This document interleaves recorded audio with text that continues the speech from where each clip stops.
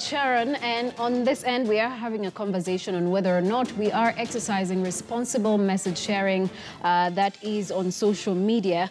And we are also looking at the messages that were tweeted by the Communications Authority, where they said they're not going to be shutting down the internet on election day, or at least during the electioneering period. But those sites that are putting out fake news will be pulled down, and of course anyone else who is putting out messages that can be deemed or that will be deemed hate speech messages, those sites will be pulled down, and that includes your handles as well. So in studio we've got guests here. Kenise Agira is the chair of the Kenya Cybersecurity and Forensics Association, and we also have Rafael Obonyo, who is the youth advisor at the United Nations Habitat. Thank you, gentlemen, for staying with us. In regard to, what the Communications Authority has put out there, do you think that maybe sometimes we need to self-censor? I'll start with you, Rafael.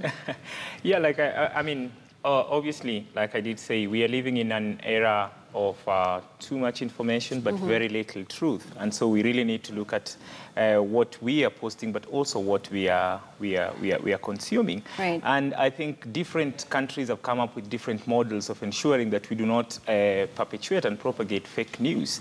And in Kenya, I think until recently, we came up with the social media regulations, the Communications Authority at NCIC. Right. They thought, they thought it fit that we should have some sort of regulations. Of course, there's argument in terms of how they arrived at that. I mean, that is something that should have taken quite a bit of consultations. I don't think they did enough consultation. Right. But the other argument is whether you can use regulation to ensure responsible use of social media. And from experiences, I don't think there's a country that has done it perfectly well in terms of using regulation.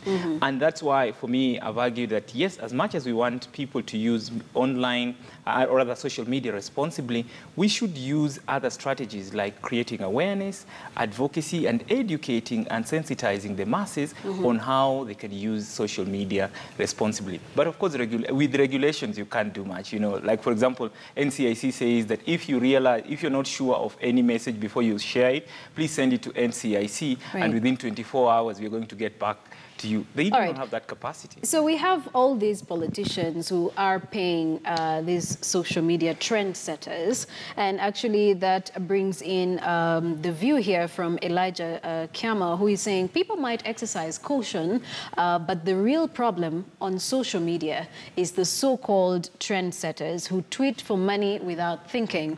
And Kenise, I'd like to bring you in as well. Today we are seeing more propaganda being spoofed out through WhatsApp, because I think people know that their Twitter handles can still be accessed by the authorities, and so they're using WhatsApp because it's encrypted, and so it's more of a secret platform for them to share whatever it is that they're sharing.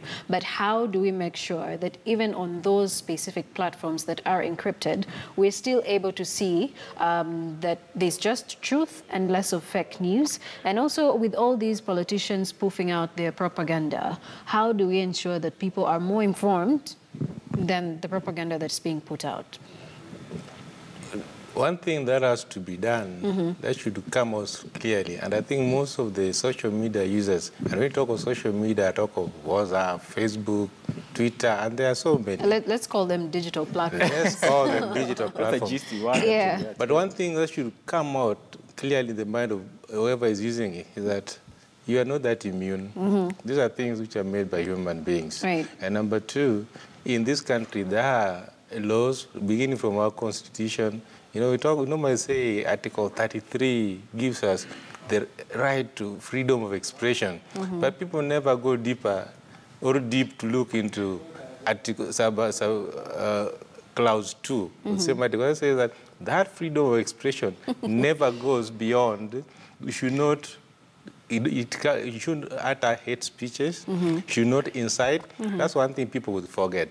And another thing that also most of the social media users do forget is that the same social media, the electronic messages, are also evidentiary materials, courtesy of the Evidence Act Section 78A, that says that electronic messages are admissible in court of law.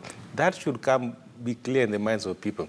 Another thing that should be clear, you know, it's fun sending these messages, and you can speak your mind freely, but you should know that there is responsibility. Whatever you utter can still be traced. All right, but we live in an age where the word responsibility is not young people's favorite word. You know, when you start talking about cap this, cap that, you know, young people are like, what the heck is that? You know, just leave us alone because this is our space. We own this space, and therefore do not tell me what not to do and what to do.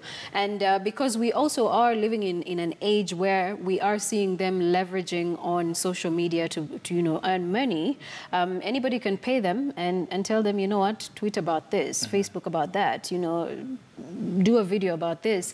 And so that kind of messaging that is to some extent paid for by whoever, you know, now we are looking at an electioneering period, and therefore we're looking at the political heads who are paying these young people, we're calling them millennials, to go out there and spread all these messages. But how do we sift through and say, you know what, there comes a time where it gets a bit too much. So when it's too much, what do you do?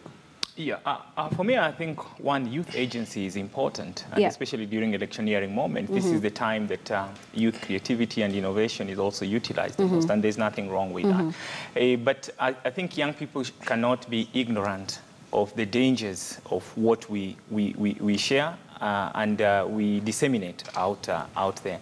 And so, yes, as much as it's an opportunity for us to utilize our creativity and innovation, we must also exercise responsibility. We must also exercise caution, because a job is not just a job because you're earning from it, but it's also something that gives you dignity. I think you do not get any dignity by spreading hate message. So I think young people, as much as we emphasize the issue of agency, I think we also need to take precautions and take cautions in terms of what we share out there. Still on the question, can we self-censor? Would like to take a look at what some people are saying. We asked some of you to send in video comments to see what exactly you have to say about self-censorship. And this is one of the comments, but before we actually listen, before we listen to her, there's this one tweet here. Someone is saying we're not exercising responsible messaging because a lot of users are spreading fake messages. But let's take this message from Dr. Anna Amani, who talks about self-censorship.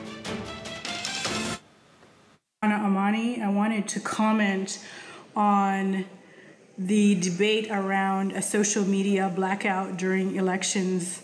I think recently observing what happened in the United States with illegitimate news articles or fabricated news being pushed through social media outlets such as Facebook, and you know, the extent of which we're still figuring out, but most academics agree there was a significant influence on people's decision-making by those fabricated news stories.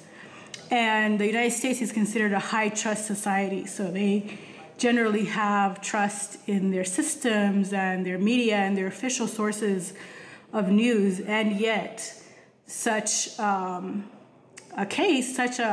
situation took place where fabricated news was being taken as fact.